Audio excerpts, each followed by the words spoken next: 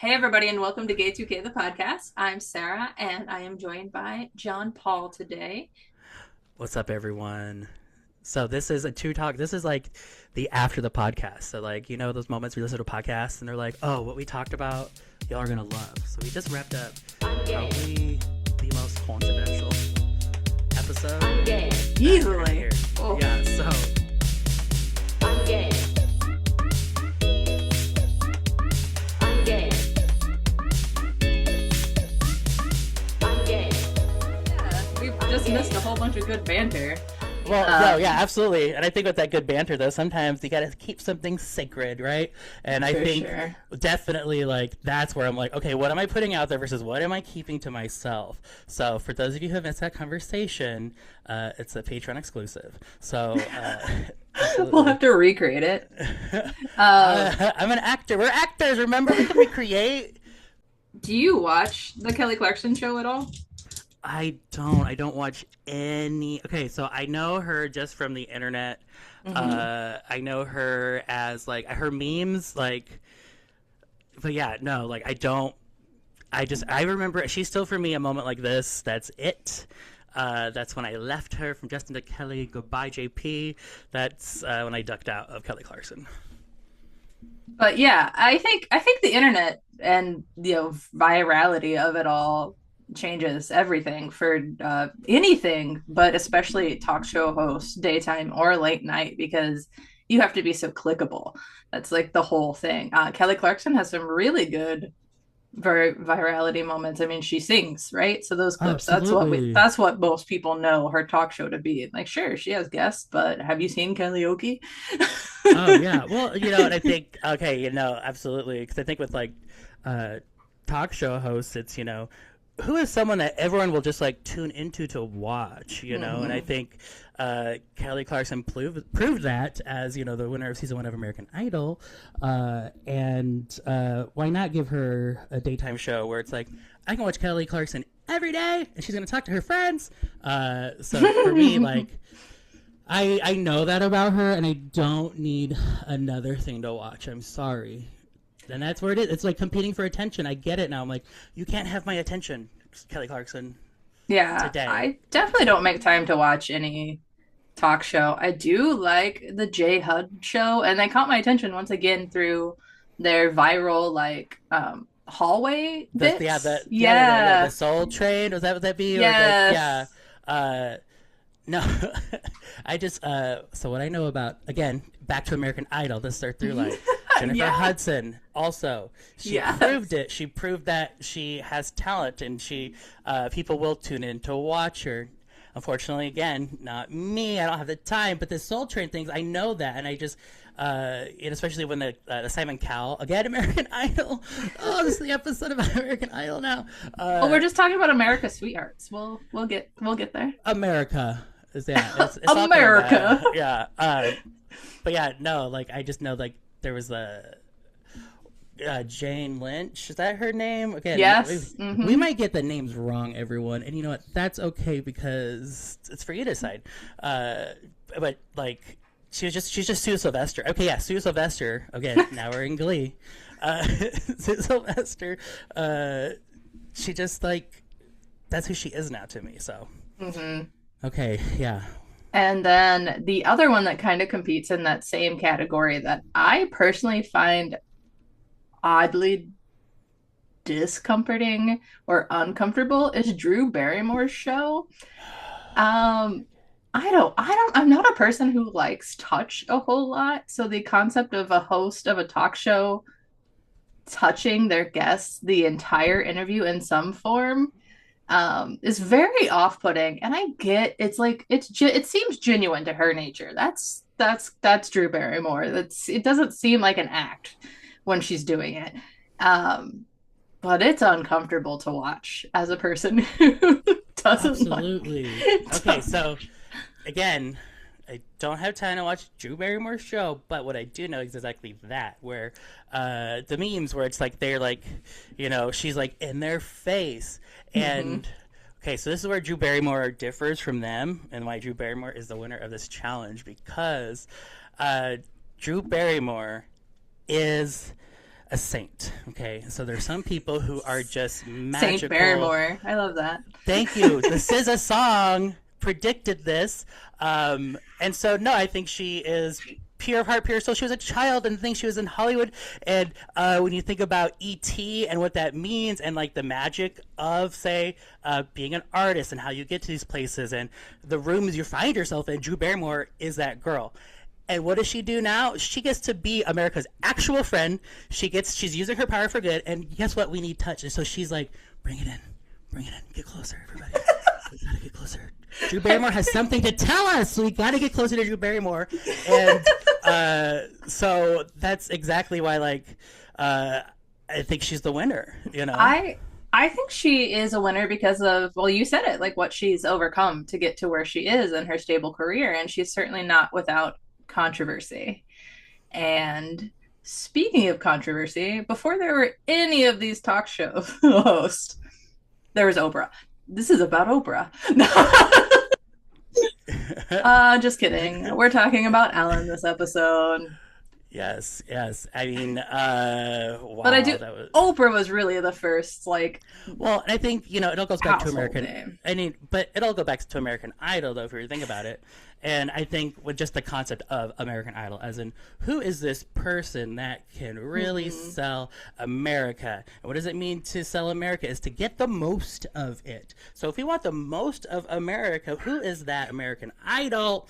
And so yeah, no, definitely Oprah. But again, if we're going like, oh my God, like Oprah, the impact that she made, and again, controversies, but that does lead us to someone like Ellen. Mm-hmm. Yeah, Oprah made a not to like yeah, but Oprah made a whole big deal of like kind of like handing the ship over to Ellen. There was like on Oprah magazine, Ellen was on the cover, Mm. and like they definitely were friends or collaborators in kind of like passing the baton. And I don't think we'll talk about it, but I'm pretty sure Ellen did not have a passing of the baton moment. We'll talk about that later. Oh, like, yes, absolutely, and I think that's again very important to remember. We are talking about celebrities, and celebrities are a type of person, but they're people still. So we are all doing our best, and because I think when you really think about, well, why would Oprah like need to pass the baton? Why is there this passing of baton? Because at the same time, it's like, well, who says that like there is this thing that I need to give to you when it comes to like power and influence and prestige? So why did Oprah be like, "Hey, Ellen, here you go in front of everyone"? You know? Mm-hmm. Yeah, that's an excellent question. Um, but we are ultimately this episode talking about our girl Ellen and what she meant to us and where she started and how things ended. We thought that a chronological approach and maybe telling you guys what you already know and maybe hopefully bringing some new information to you was how to go about this. So we will rewind. Gay2k rewind.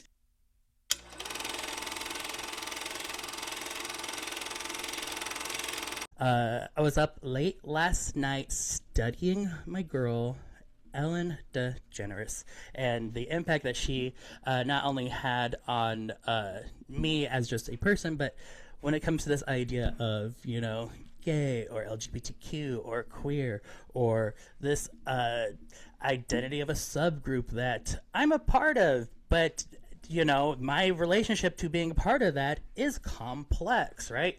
And so I think, these are universal ideals. And I think Ellen is a good point to kind of start looking at that.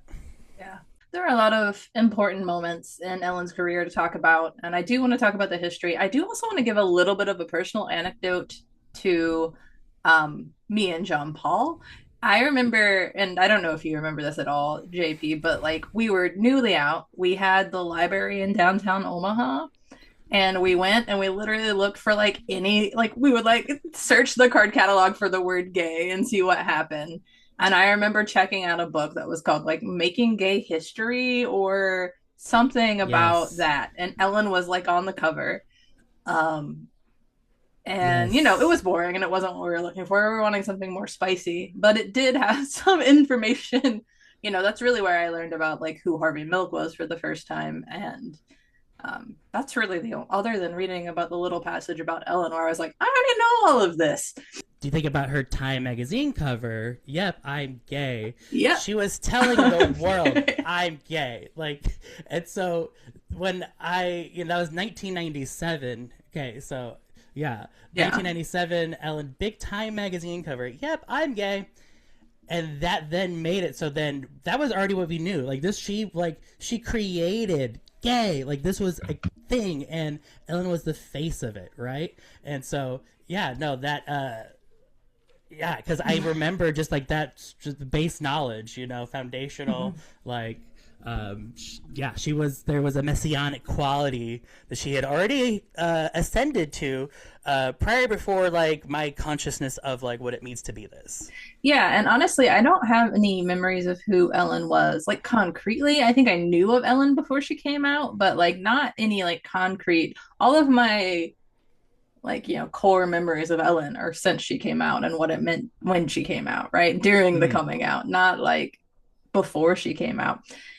The Ellen Show on ABC started in 1994, and to kind of like mixed reviews. One review I saw called it a bland Friends, and it was kind of like this like sitcom vibe about a group of people. Ellen was the show, Uh huh. uh, but she wasn't. It wasn't all about her personal life.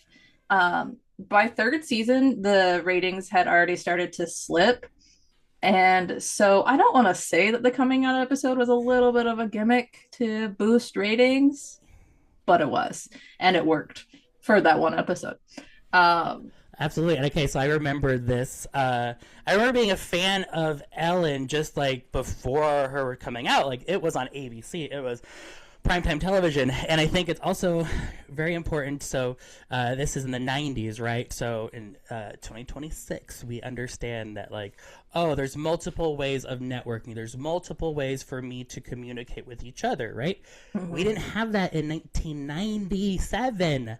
Like the internet was just starting, and we were two gay kids in Omaha, Nebraska, okay? And so the only pathway that we could ever find Ellen would have been through mainstream media. And since Ellen was going to like, oh, like it's just so crazy to think about because it's almost like it was planted, right? I was like, this was a gay bomb that went off in America, right? And so what does that mean though? And Mhm. because like we're still like gay acceptance is like hated. Like I don't think people understand like, oh, this is not only is it like are people not communicating with each other as well, but like there is some like really hateful stuff just happening when people interact with each other, like Mhm. so yeah, no, it was a different time, and for this show to like go there, like that was big. But I don't Mhm. like I just digress because I also just remember liking it because I was just like, this is just a gay lady and her friends. Mhm. And I think too, like the rumors around her sexuality, tabloids, those kinds of things had already kind of started to leak. And that in combination with the show's ratings slipping, and I think the show kind of probably already had a vibe that it was going to get canceled, really kind of pushed the team forward to the coming out episode, which is called the puppy episode. And they wrote it as the puppy episode because they were afraid the executives wouldn't let it get made if they knew that it was the coming out episode. Oh yes. Okay, so I just deep dived this. So the puppy episode. And so this is where again, this is the conflict for me when it comes to Ellen is I can look at her right now in 2026 and I can, cuz we're going to go there everyone. This is a trigger warning for this entire episode. I should have put it in the beginning because we are going there with Ellen because there is a universe where this episode is Ellen did so many great things for the gay community. Because of Ellen, I am able to marry my husband today. The end. That's an episode. That's an episode. That's an episode. That's Yeah. what that's not this podcast. Because oh wow, it's deeper than that. And also like I also stand in the middle saying I don't know what to believe at this point anymore. So, puppy episode though. We'll get into that. John Paul has so much to say. I love that. I did a lot of reading prior to this episode about kind of like, okay, I'm like, I didn't read anything. I watched a lot of Laura Dern interviews. And one thing is that she didn't really even realize when they were making the series how big of a backlash it was going to have. And it really didn't hit Laura Dern until they were filming an episode that Oprah was also on because Oprah was playing Ellen's therapist. Um, and there was a bomb threat called into the studio because Yes. people were threatening their lives. And that is when Laura Dern was like, oh, like homophobia is dangerous, dangerous.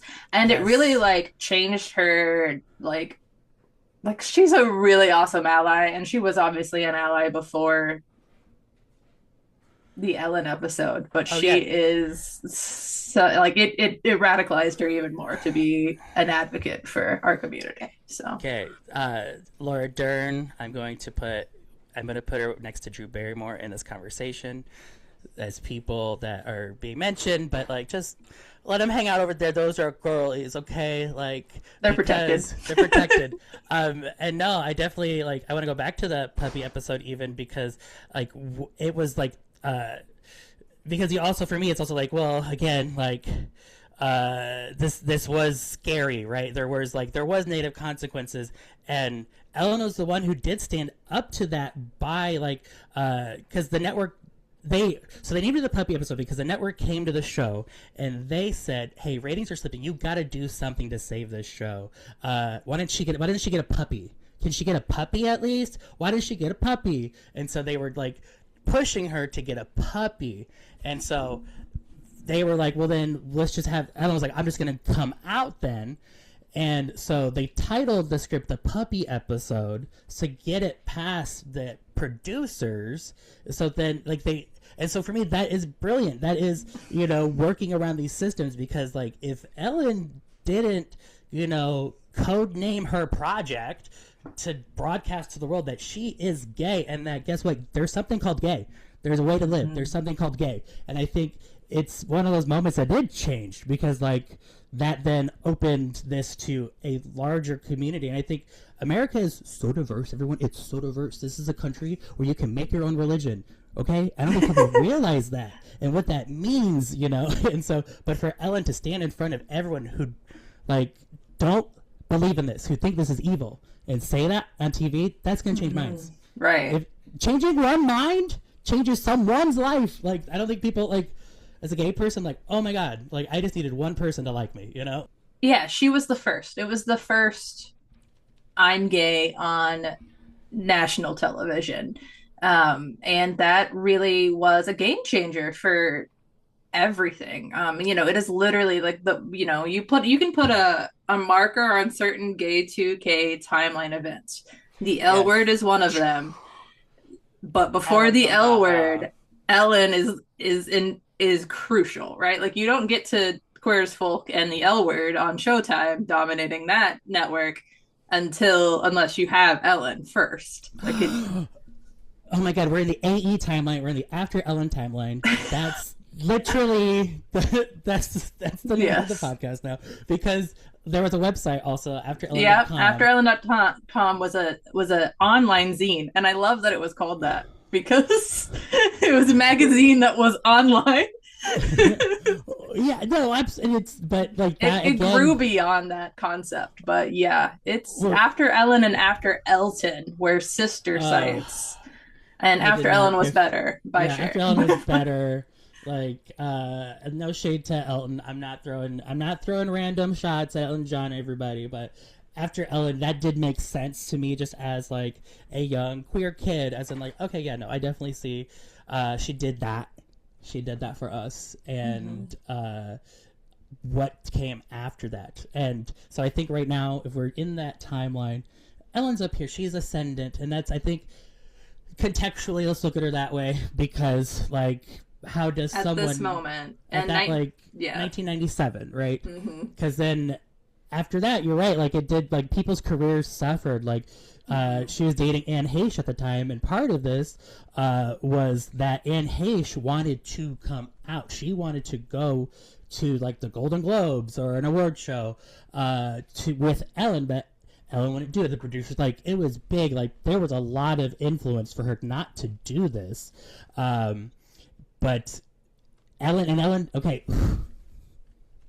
I love how worked up you are for this because topic. like this is I'm trying to give that historical perspective because things will come out later. You will understand. Well, if this is the conflict that's happening, why did Ellen then decide to come out on Time magazine? Okay, Right. that's very and okay, the Holy Artifact. So the timeline after Ellen, Holy Artifact, the Time magazine. Yep, I'm gay. That is a relic. Put it here, like, because like no, that I think that was such like, again thinking about like influence propaganda, even where like I'm putting this thing in front of you, I'm showing it, you get your approval, like because it's just in the grocery store, it's just like everywhere. Why does everybody have to be gay everywhere all the time? Why are they putting it in my face? Yeah, how did it the start? One Time magazine issue. Yeah, no, absolutely, and but. Yeah, so people do notice, and like so when people notice those little things, that's what like they send bombs for, you know. Yeah. Like, so again, how dare you? My kid had to see the word "gay" and you squatting awkwardly on the cover of Time magazine. So, like, and I think at this time, is queer people like elevated her, and I think also she was. Like, I think she was naturally talented. She was funny. Ellen was funny. I was going through her IMDb page. We'll drop some of these clips exclusively on the Instagram. But she had gimmicks. She had bits. She had moments. She had faces. She went places. And I don't know if I'm like want to be like, yeah, Ellen core, Ellen theme. Like, no, I'm not. Yeah. Is there Ellen core? That's okay. That's another. I'm gonna put that over there, but no, yeah, she's an icon, and this is the turn. Is 2000. This is I'm like, if we're looking, let's move it a little bit. 97 comes out. Yep, I'm gay. Laura Dern disappear. Most of the cast disappeared for about a year after the coming out episode. Don't really do a whole lot, including Laura Dern.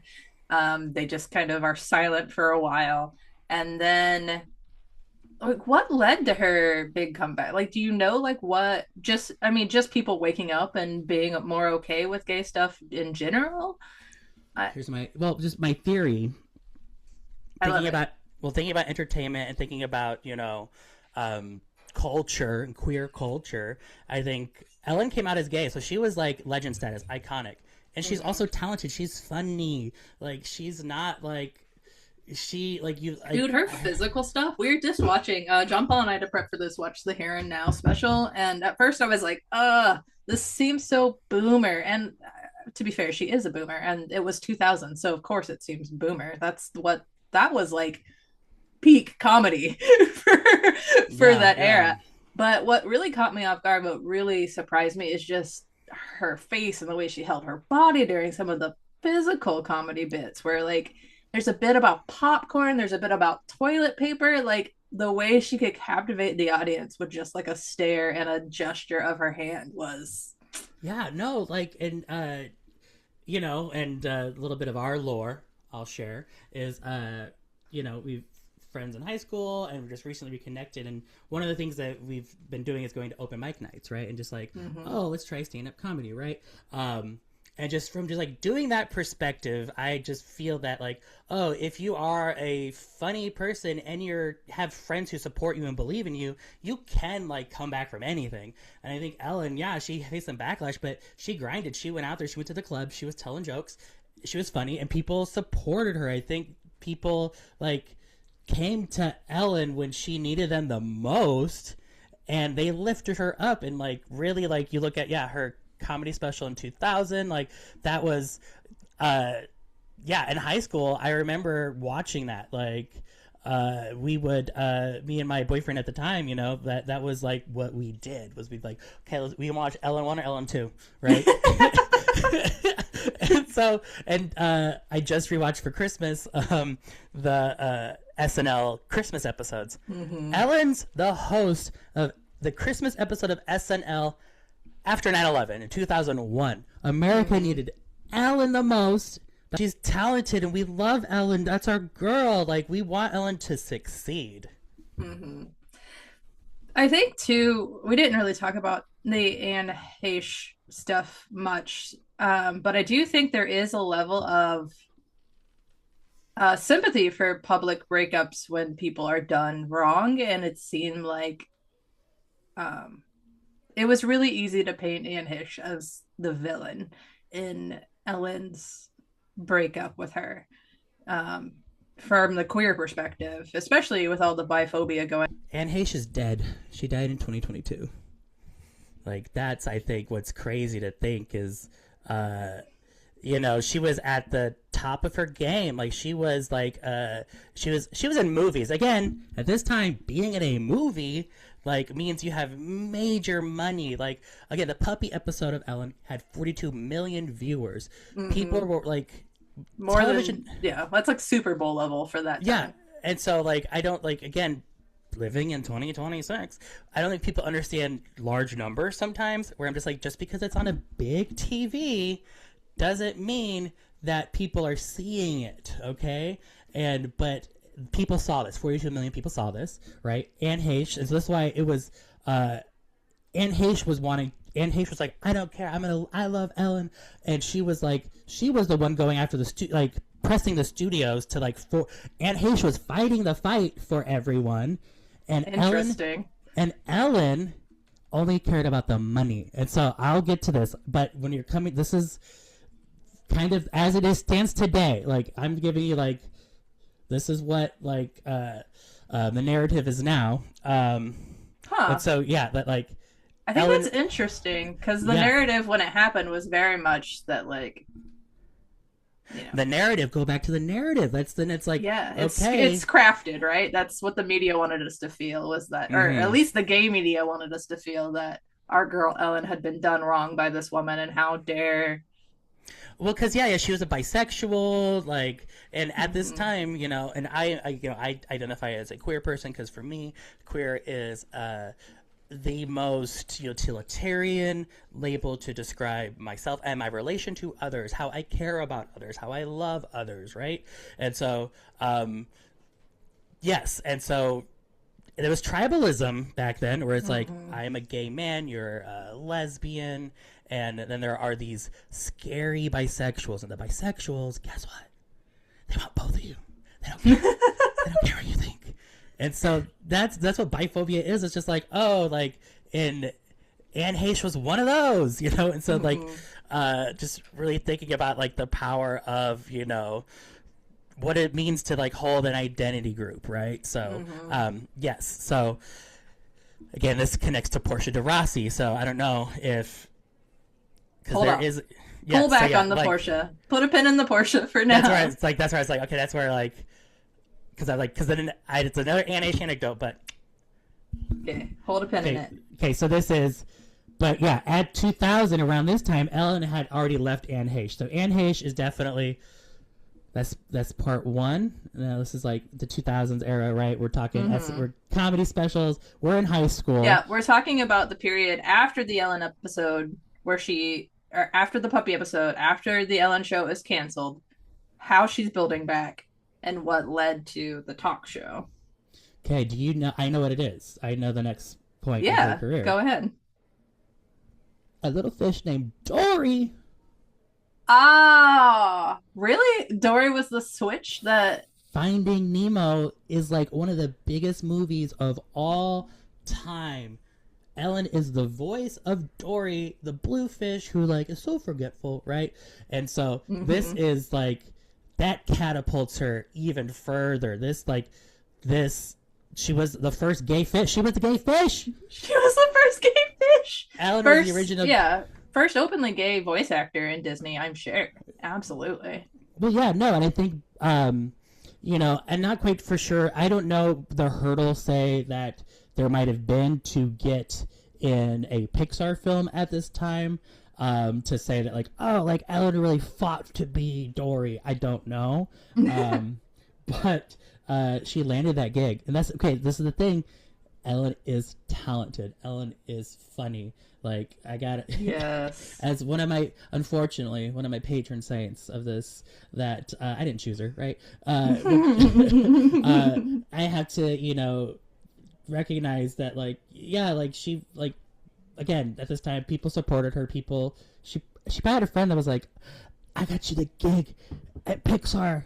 They want to see you. They see you out here. They want to, like." So yeah, that's how I think So she got there. I just wanted to check the actual dates on the timeline. The Finding Nemo movie, which was huge, was released in May of 2003, and the talk show starts in September. But movies aren't released in like a silo. It's not like they wait until the moment that the movie is released to see if it's going to be a hit. They kind of have an idea, especially the people behind the scenes. And so there is already this huge buzz. Like Oprah's talking about Ellen. Ellen is making this comeback on comedy. Ellen has a hit movie, so she's back in the common American vernacular. And people are realizing, yeah, that she's funny. They remember her for being funny. And so then it's like, well, who is accessible enough to dancing down the hall, smiling at everybody, or Oh dancing to her yes. audience and winking in the first season. She was just making people comfortable. Her sexuality was tangential to her persona as this comfortable person that you could sit down and watch and feel like was approachable. Oh yeah, and I think definitely like in those early days of Ellen really thinking about like she was comfortable at it. She was a natural at it. She was having fun. I think this was also like I got my talk show, and I think to give her, I guess, to give her grace. I mean, like for now, because like and again, trigger warning. There. The trigger warnings are mostly for me. Yeah. I told him to come into this and I didn't want to know. And so he's also just warning me, guys. Yeah. No. And I think just going back to again, Ellen is this ascendant person because like, we get into conspiratorial, right? And so that's a real like my trigger warning is a lot of times you can be like, I can't connect the dots to everything, right? And so I sometimes had to pull back from learning about Ellen because like very important, yeah, like she is like the most watched television show in America at one point. What does that mean? And again, this is still like 2003 7, like we're still like in the early stages of like the internet and digital. So like yeah, no, I digress. But no, yeah, I think Ellen was doing her job great. Like I love the dancing Ellen. Uh, I think she really healed a lot of America when they needed it. Like, and I say that because of like they like there's just this warm feeling around like lesbians, whereas it's like I think of like Glee, Jane Lynch was getting very Ellen, another lesbian, just like that's kind of like my mom, but I don't feel threatened by her. Like, Yeah, I think that's a huge part of it, right? I don't think that people saw Ellen's sexuality as threatening in any way. it is such like not a big deal, and I think that's kind of where I like approach also my sexuality. It's just like, yep, I'm gay. Like I don't like I what's the think that is news? Like absolutely yeah, how we like all wanted gay to be coming out to be like. Like, I mean, yeah, it would be a big mm, deal. There would be a big reaction, but then we're funny and charming, so we'd be fine, right? Like, we well, yeah, got this. and also just put it on the front page of the news so that everyone knows, and I don't have to have this conversation again. I think for Ellen, it was literally like I just want to entertain people. I'm a comedian. I like making people laugh. I don't get it. Why does it matter that I'm gay? Yep, I'm gay. Like, get it out of the way. And I think that early part of her career, where it was just like the late '90s, it was like some sort of baptism by fire when you think about it, where it's like, Mm-hmm. Ellen's, you're gonna get put through shit, but you're gonna come out the other side. You're gonna be America's sweetheart. Like, we love Ellen, and I think that was true. Yeah, no, I was still this era. I was still a ride or die Ellen. Like you God, know, yeah. I mean, this is like peak of my Ellen fandom for me. If we're talking like 2004, 2003, Finding Nemo, the talk show, man. I it became such a part of like regular like conversations like with other queer people like, oh, and Ellen dances awkwardly, it's cute and funny. When I Oh, do yeah, it, yeah. it's gross. And Like, it was also like, well, we got Ellen on TV. You did that. We got Ellen on TV. You know, yeah, and so going back to talk show hosts, I think you have to be. If we cannot miss Rosie O'Donnell and her talk show. yes, If in our timeline where like she, like she kind of, again, Rosie O'Donnell. She's sitting with Laura Dern and Drew Barrymore in this story. So unscathed. like Yeah, those are like, and so for me, our girls, I had it like, because where this podcast goes, trigger warnings. You're gonna want to know that Laura Dern, Rosie O'Donnell, and Drew Drew Barrymore, Barrymore. who's not even at all in this story. She's just in the opening gimmick. They, She's just a current talk show yeah, host. they are safe. Okay, that's all I'm going to say. Yeah. I don't want it to seem like I was trying to skip over Rosie. I just also like I want to be able to have a Rosie narrative that is Ellen clean, but I think it is important Absolutely, to mention absolutely. that Ellen Like, was doing all of the things at the same time, or that thank you. as Rosie. That Yes, is yes, that. I think that is the official stance because Rosie was who she said she was, and she did the things, and she was in the room, and she had Hedwig on. You know, so Rosie, your episode's coming. Well, but we see you, yeah. Ellen.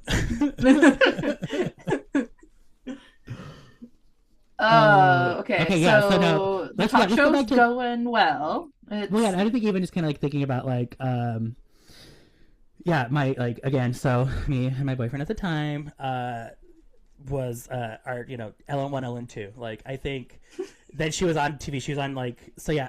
I just accepted her as like this like a Mr. Rogers type at this time. I would say where it's just mm-hmm. like someone who's untouchable and that I don't really care what they do, but like yeah, like Ellen should have 90 minutes of television every day. Ellen should have her own network. Why isn't, Ellen like run for office maybe? Like this is like all of the exact same things people were saying about Oprah at some point in time. They were saying them about Ellen, absolutely, or at least the gays were saying them about Ellen. yeah. It's important to acknowledge that this talk show ran its course and ran it well for 2003 to 20 to the pandemic really. Mhm. um and like I mean she didn't just do she had the talk show, but then she had like spin-off game shows, and she really was Oh just yeah, at that's this point right. Ellen, Working. And like I and think she was just everywhere. because this is Ellen Empire. So I think we have Ellen. She's like at the peak. She is a brand. There is the Ellen dance. She is multiple business ventures. Like she's putting her name on things. Yeah, You she you started can a record label, right? All of those things. remember you can buy this is important for later. You can buy Ellen pillows at this time. Pin mark that. You can buy Ellen pillows. That's all I'm gonna say. So yeah, Ellen Empire. There's an Ellen Empire right now, okay, Mm-hmm. and that's great. Like, yeah, put Ellen on it. I'm probably gonna think about buying it for my mom, Mm-hmm. and so yeah, and so like she's making money, money, Right. money, And she would money. spend time discovering these new artists and put them on her 1111 record label. And Yeah, there's a lot to be said about that for sure. But like yeah, she it as an audience in the late 2Ks, early teens, you're watching this show and you're like, oh, Ellen discovered this kid out of nowhere and put them on a record the label. yodeling boy, Cool. Yep. the yodeling boy, and so yeah, if you were on Ellen, this was a ticket to heaven because you had this like your life would change overnight. The Target guy, like I don't even like fully know that context, but I know there was a guy at Target and he like went viral for just being the Target, like just being a cute kid who's at the counter checking out people. Then he's on Ellen and it's like, oh yeah, now he's just loaded. He's just like, yeah, like he won the lottery.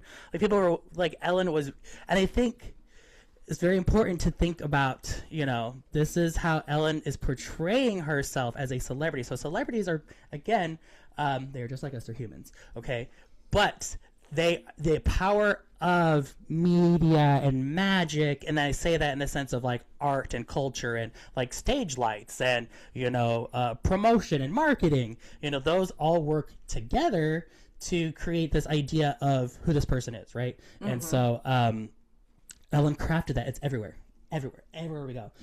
Ellen's great. Ellen's good. Ellen's great. Ellen's good. Like, it's like Glinda the Good. Yes. Okay. I will stop making wicked references. People were coming out to their families and they were looking alternative and having alternative lifestyles. And they're like, why can't you be more like Ellen? I never heard that. But I'm sure somewhere in the world, somebody heard the why can't you tone it down and be more like Ellen? I'm sure that is a message that somebody received. And I think that is a great mechanism for there to exist. And Ellen is ascendant because she has improved interpersonal relationships for gay people between the straight people in their lives, and I think when for me, as the older I get, the more things I do for, other people, the impacts that I make by being an openly queer person, I feel the weight of that. And so it's just I have felt, by hosting, LGBTQ events, this person can come out now and this changes their life, right? I think that is a very heavy responsibility. And Ellen, unbeknownst to her, has taken this on for people and is her mere existence is changing the impact of people because, I can relate to this gay thing on television, right? And so big ups to Ellen for that. For now. That's all I'll say. I think I'm just gonna jump or mention something, and if this pulls you into a future phase of the conversation, I think that one segment that while watching it as an audience member I felt uncomfortable by, and I could see that some of the participants were uncomfortable, was her jump scare pranks that she did with other celebrities. So what she did to Britney did not flinch because Britney again Britney Spears, she's on the couch with our girls, Rosie, Laura Dern, Drew Barrymore, Britney Spears. I don't like that. Okay, so for me, Ellen, sweetheart, loves scaring people. I don't know. But no, it is pranks are okay. My little sister pranks me all the time, and she's on the couch with Drew Barrymore and all these girlies. Okay, of just course. To preface that, but the more you learn about the person that Ellen DeGeneres is, and so this is maybe even we're coming on to trigger warning. She loves putting people in uncomfortable situations. She loves when people are scared. That is, yeah. It's really easy to, have your opinions change on someone, and I think that is also part of this conversation is this is I have to rewire kind of how I think about things based upon this person and where they stood at in culture, and I think that's a huge part of I think we as millennials have the most of that work to do because we grew up very pop culture heavy, idolizing a lot of people. And you sent me a picture the other day from the Golden Globes, and what was that, 2014, and Ellen was in it, and right behind her is Kevin Spacey, and I'm like, Okay, so at this time, yes, Oscars. Oscars. Yeah, so you sent me a picture from the Oscars of what year? This was 2018. No. Okay. No. This was 2014, 2013 maybe. So this is the same year. So Ellen's hosting the Oscars, right? And so Ellen's killing it. This is the Ellen selfie, everyone. Okay. So the year of the Ellen selfie was just Ellen being herself at the Emmys. The show she was just, and so that's the thing about Ellen is that she is very everyman, so it's like, I'm just Mm-hmm. like regular humor, like, can you believe these kids with ADD and their ODD and their OCD? That's an Ellen quote, like. And so she's killing it at the Oscars, and so she just does these bits, and uh so I'm just telling history as it happened. There's a bit where she goes around, she goes, I'm gonna order some pizza. I'm gonna order some pizza. Who wants some pizza?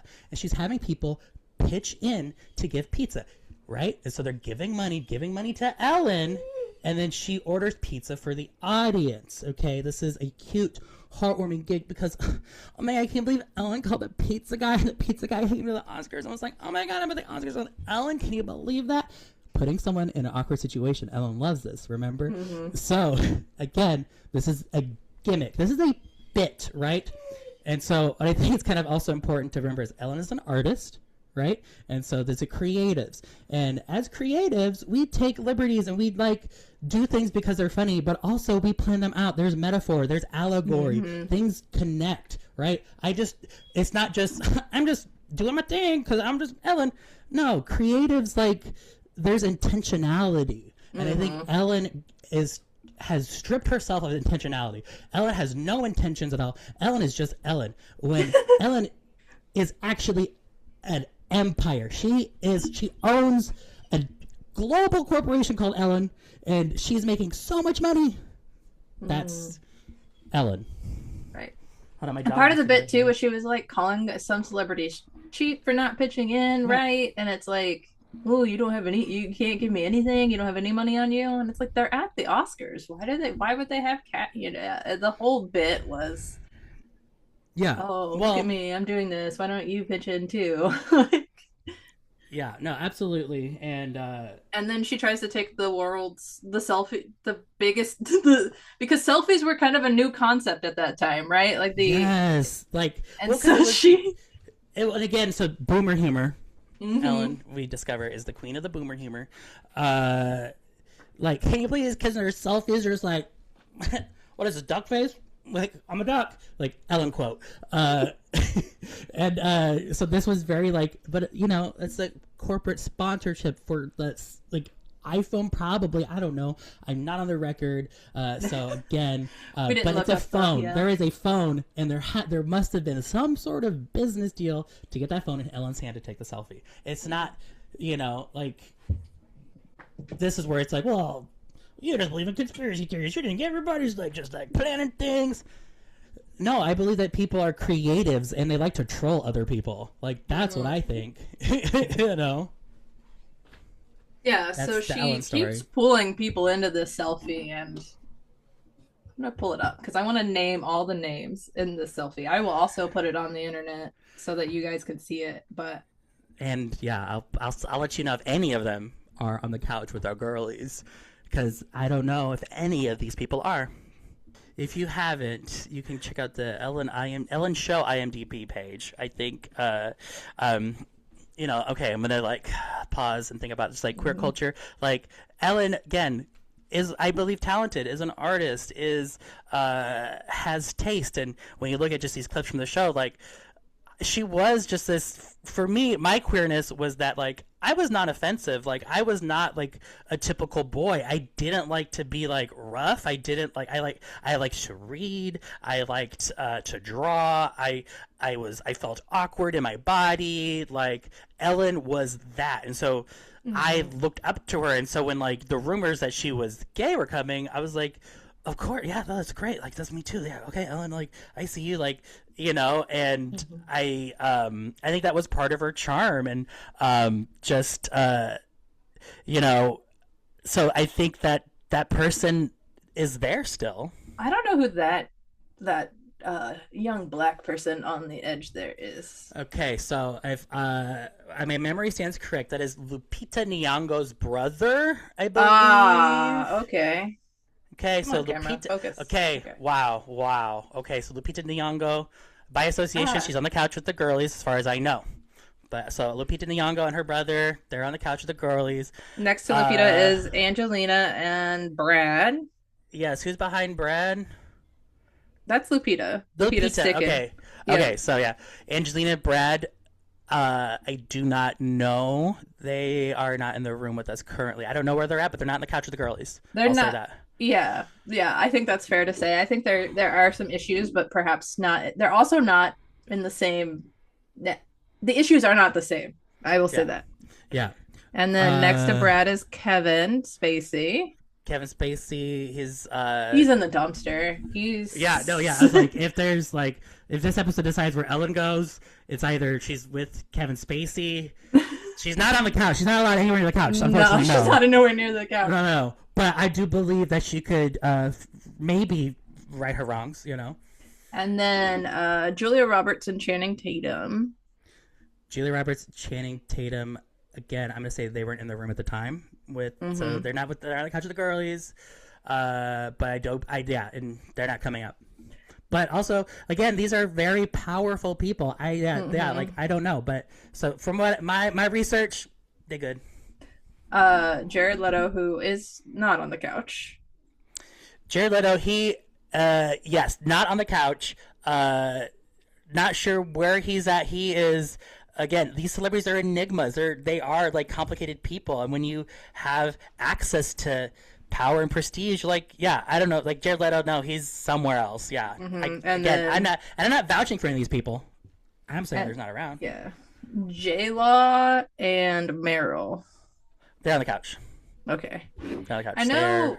Okay, not doesn't actually keep her off the couch, but I know recently she said something weird about intimacy coordinators that makes people uncomfortable, because she basically said like, it's acting, why do you need an intimacy coordinator? Which is, that's her opinion, that's fine. I think an intimacy coordinator should be offered during any sex scene. If the actor doesn't want it, then whatever, right? But Oh yeah, no, absolutely, and I think you know when the more I talk about Ellen, you'll start seeing this line between, okay, like I like these world, like the people that Ellen do hang out with versus who she don't hang out with.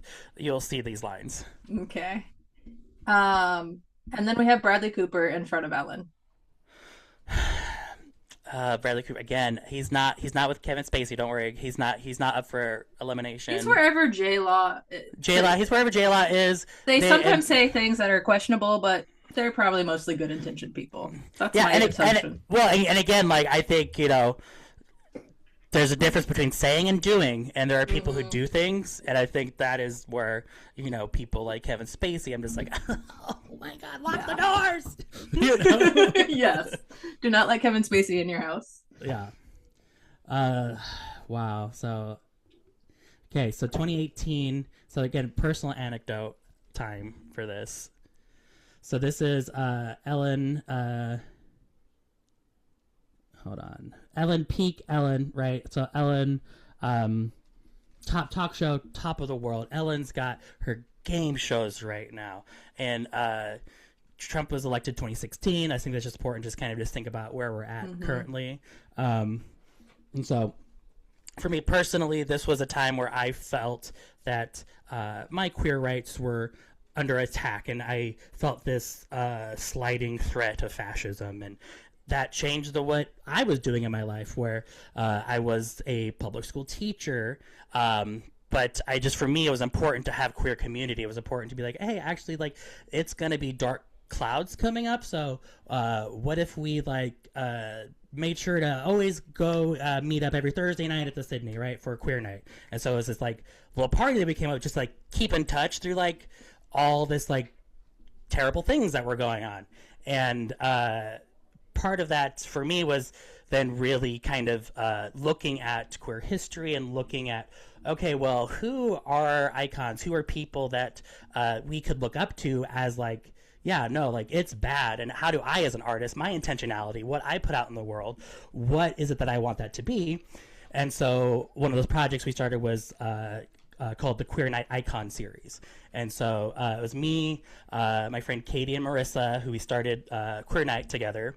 So we made a list. So the first thing we did is we just got together, we went out for drinks, and we're like, okay, who's our top 100? So we did the top 100, and then for like 3 months we would I would draw an image of it, and we would like work on like the write-up, the quotes, and so we shared our anecdotes, Ellen does not make the first 100. I'm going to give myself a round of applause for this. This is something that I'm like, Ellen didn't make the top 100 because we like, and this is something that like, I really appreciate this project that you're doing because I think like, oh, like we can really like look at these things as beacons for, just how to live. So Ellen did not make my top 100. So. Right. And I think that's so encapsulated of the time because she's part of the machine by being so corporate. And I think, at least at our age, we are kind of aware of that during the first Trump presidency. So while you're doing this queer project, there are so many icons that were doing so much more at that time. No, absolutely. And so that first 100 project went well. We had an art show about it. And it was so fun. I was like, well, let's do another 100. So then we did 1 to 200. Ellen comes in at 185 on my list. And so part of that was I was like, I'll write up about Ellen. I'll share it. This is the quick little Ellen sketch. But just I wrote. And so this is a personal anecdote, like kind of like, things that I remember. So remember in middle school when all the boys were into Adam Sandler? They'd make you watch his movies and stand-ups. One day, you decide to share your favorite comedian, so you pull out your DVD copy of Ellen DeGeneres' The Beginning. And that was the last day you ever saw those friends. But I still had Ellen making me laugh about being different, even before I understood what that meant. She may be dancing for those syndication dollars, but she'll always be the comedian who scared away all those straight boys and welcomed me into a life of being myself. Put it on her tombstone. No, yeah. So like, I again as an influencer, I don't mean to be, but I again intentionality, understanding that like, what if I represent something, if I represent a brand and I'm putting my name on it, people are going to trust that and then they're going to buy it or they're going to believe it. If I'm saying Ellen DeGeneres is the 185th most important queer icon, that's important. Like, so yeah, no. Mm-hmm. And that for me is like, okay, like, yeah, 2018, that was Ellen. So. Thanks everybody for tuning in to our conversation about Ellen DeGeneres. This is part 1 of 2. The Elephant in the Room Files. I'm gay. Elephant. It is hard to say. It looks great when you type it out, but the Elephant in the Room, part 1.